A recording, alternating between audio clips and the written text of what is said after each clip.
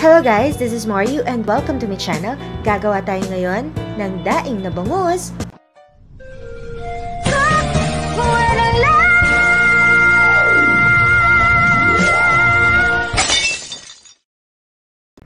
At ito na po ang mga sumusunod nating ingredients.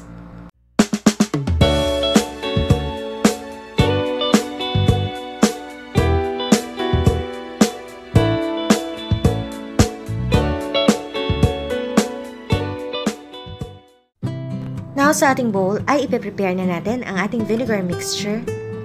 Niligay na natin yung garlic.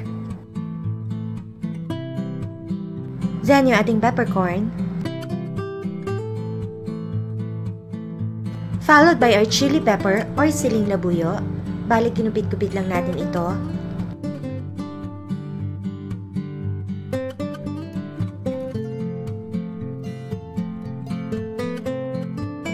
Then, yung ating vinegar. Guys, bali ang ginamit ko dito ay white vinegar.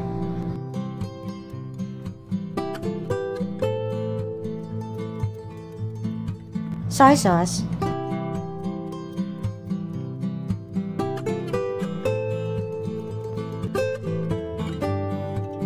Salt.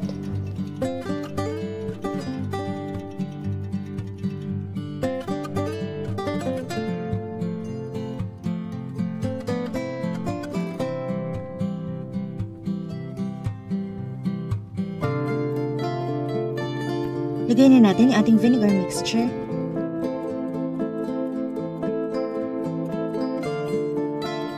Then yung ating milk fish, make it sure na na-dip natin ito both sides sa ating vinegar mixture.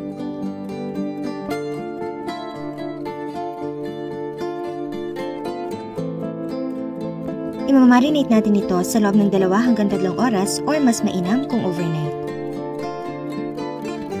Pagkatapos nating marinate ang ating milk fish, ay ilagay na natin ating flour, followed by salt.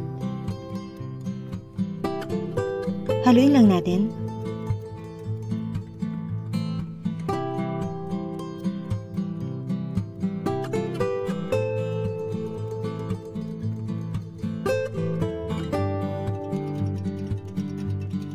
Now, i-coat na natin ng flour ang ating milk fish both sides. Ginagawa natin ang prosesong ito ang pagkukod ng flour sa ating fish upang hindi tumalsik pag ating pinrito.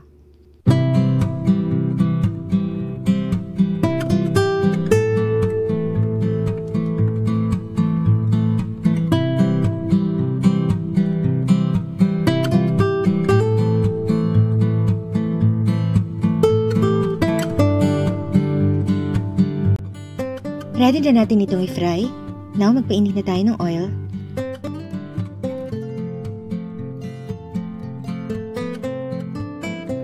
Ipiprito natin dito both sides sa loob ng 4 hanggang 5 minuto or hanggang sa mag-golden brown yung ating fish.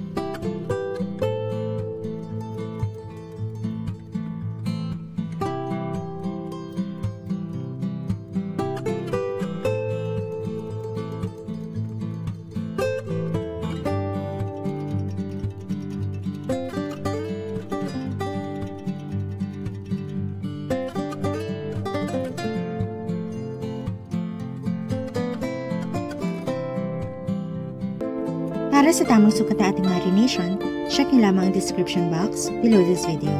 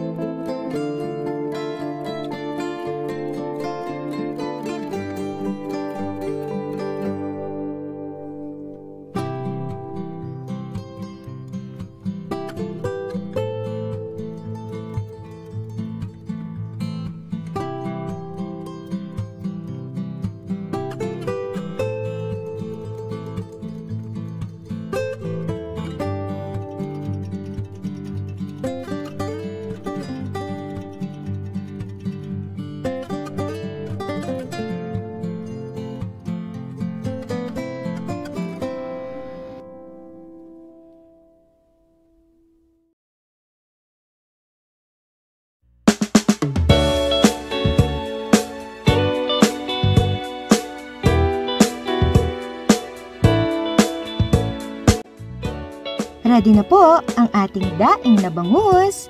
So guys, just click thumbs up or like kung nagustuhan niyo po ang ating recipe, and don't forget to click subscribe and tap the bell para ma-notify po kayo sa lahat ng ating mga susunod na lulutuin. Again, this is Mario. Thank you for watching. Kain na tayo!